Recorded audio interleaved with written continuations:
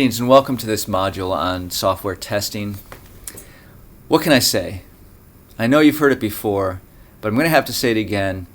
In all likelihood, this might be the most important module that you will have experienced this semester in software engineering. I say that because testing, I just can't think of anything really that can so profoundly change the way you do development as becoming skilled at testing. And it's an incredibly difficult thing to do well. It's one of those things that despite decades of research, testing still has a certain level of art associated with it. You know, there's just no kind of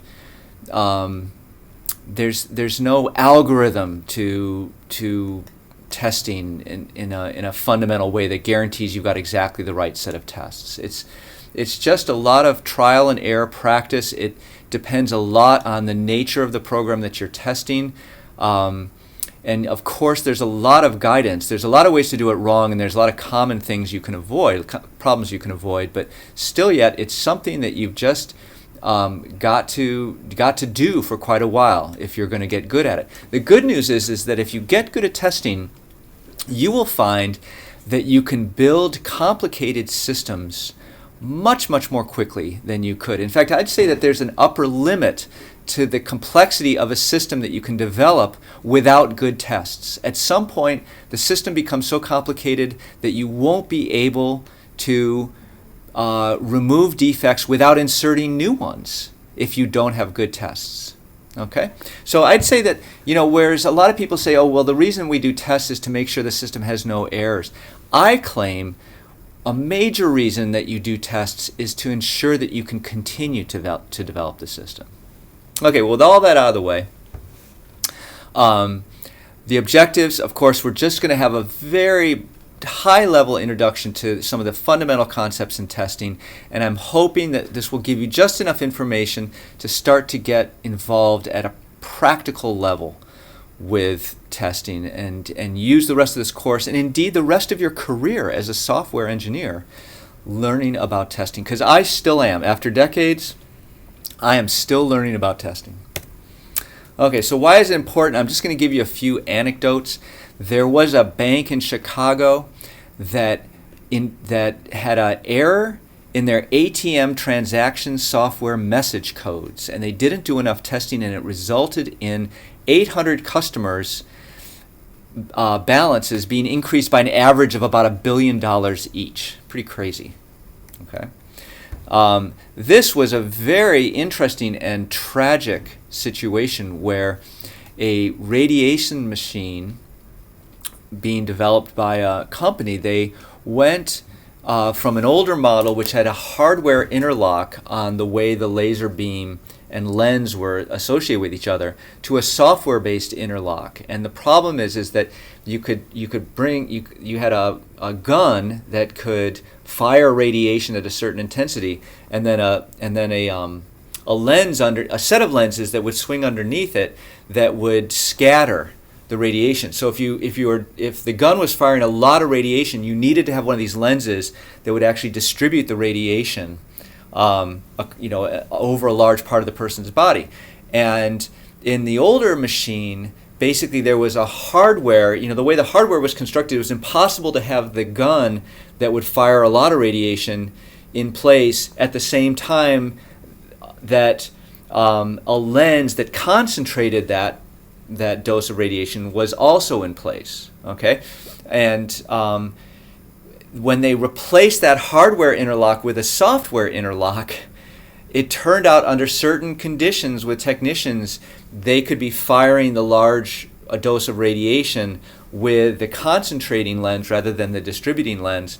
And this actually led to people dying until they discovered what was going on. So you can Google on Therac 25 and read about it. It's a fascinating story about the very real risks of doing software development inappropriately, and there's a lot of different. It transcended testing actually, the root causes of this. There's the Ariane 5 rocket. This was one where they went from an old version of the software, old version of hardware, to a new version of hardware, and they tried to put a 64-bit floating number into a 16-bit integer field, and the thing blew up on takeoff. That was bad. Perhaps, well, not more tragic than Therac 25, but certainly more tragic than, the bank balances, is the fact that an old ICS 613 student actually got a bad grade in the class because they did not learn enough about testing. So I hope that you take this to heart. All of these stories show that testing is really important. Okay, so there's two things, validation and verification, that you want to think about. Validation is, are we building the right product? Have we elicited the right specifications or requirements from our customers? Verification is, given whatever set of specifications we have, right or wrong, are we building the product to fit the specifications that exist? So both validation, communication with customers, and verification, ensuring that we're building the thing that we assume that we're building, are important. And you can also split up this pie as static and dynamic. Static being just looking at the code or just looking at design documents and so forth, which is the purview of software inspections or static analysis techniques. And then dynamic V&V is where you are actually using the running system to try to understand its behavior and make sure that there aren't problems, or that it satisfies both validation and verification. Now, the basic reason why testing is hard is because it's computationally impossible to test all paths of a program under all inputs for any non-trivial program. Yeah, the Hello World program you could exhaustively test. FizzBuzz, you could pretty much exhaustively test. But any real program, there's just, it would take all of the seconds of 3 universes of time to do it. So what we are confronted with doing for practical systems is selecting a tiny, tiny, tiny, tiny, tiny percentage of all possible execution scenarios and looking at those, and from that somehow extrapolating to the notion that the complete system is going to work okay all the time. Okay, so that's crazy. And a testing method is basically a procedure by which you try to assure yourself that even though you're assessing only a tiny percentage of all possible states, that you are in fact, covering all of the relevant situations, and those remaining states that you don't explicitly cover are going to be correct anyway.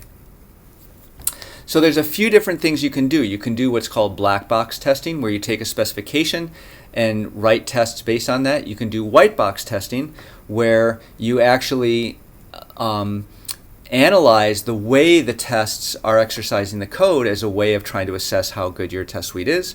You can do test-driven development, which is a kind of a development technique where you actually write the tests preceding the implementation of the code. And you can do and then you can mix and match all of these things. All right, so let's take a look at black box testing. For black box testing, you need a specification. Essentially, at some level, you're saying, given a certain set of inputs, these are the kinds of outputs that we want. And so, given that, I/O specification, what we now want to do is specify the set of tests to hopefully guarantee that in all cases, even though we can't do all possible input-output combinations, but given a subset of them, we can be reasonably confident that all of them are going to be okay. And what's nice about this is that this can catch errors of omission, in the sense that you're not looking at the code when you do this, you're just looking at the specification. So if the specification says, here's an input value that should be okay and here's an output value it should produce, okay, you can write a test to check that, and then if the code doesn't exist to handle that, you're all good. You've figured out that there's a problem in your code. It's not being written to handle all of the possible cases in the specification. Okay, the downside is, of course, you have to have a good specification to do it. Now, how do you do this? You design equivalence classes, which is to figure out sets of input-output pairs such that if you test any one of the input values, you've effectively tested all of those values. So in the FizzBuzz scenario, we might test 5 and 10, and if those two work, then we assume that 15, 20, 25, 30, 35, 40, etc. are also going to work. Okay? So there's a lot of heuristics for how to design your equivalence classes. Depending, you look at maximum values, minimum values, empty values, typical values, illegal values, and so on and so forth. For web apps, there's heuristics about equivalence classes, making sure that every single page you're going to retrieve it at least once. Every link you're going to follow it at least once as you're testing your system. Our support for black box testing is JUnit, which you've kind of been using on and off a little bit all semester. And the idea is you write this code which has assertions in it to check to make sure that after you manipulate the system in a certain way, certain properties are true. And there's support for seeing the results and failing the build if you haven't accomplished that. Now let's look at white box testing.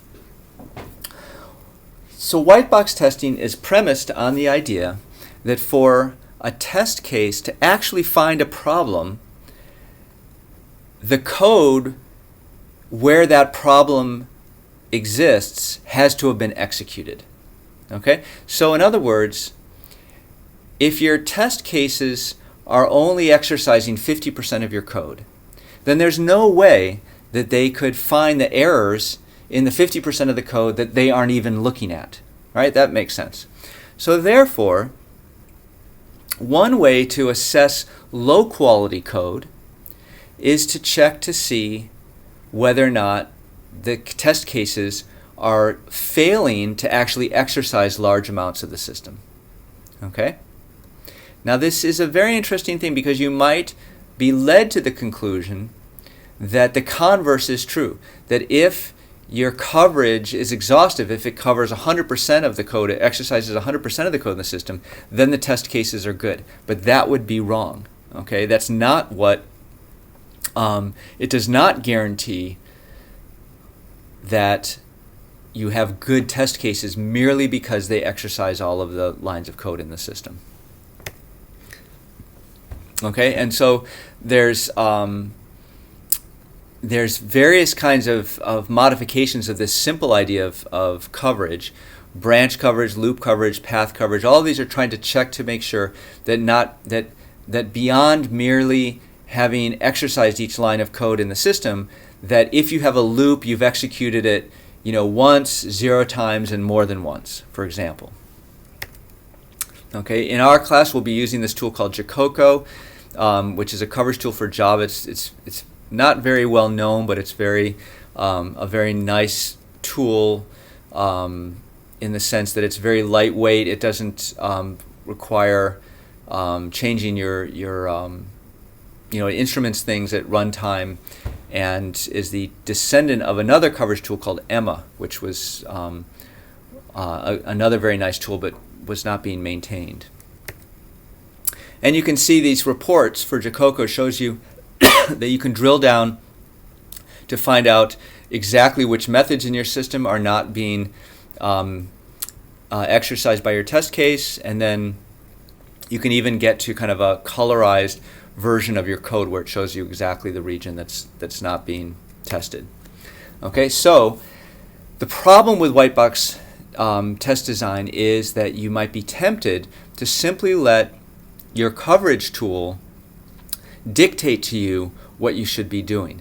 And that's a big fallacy. Okay, if you simply try to get 100% test case coverage, then it's quite likely that you have poor test cases. They're just testing to the tool. They're not actually exercising the code in a way that will uncover the actual defects that are present. So the better way to think about coverage is as an assessment. You have some other technique that you use to design your test cases, and then you use coverage to check whether or not it's leaving large amounts of code uncovered. Okay? Now the problem with even this whole white box testing techniques is that you're focused on the way that the code that you've written is being executed and exercised by the test cases.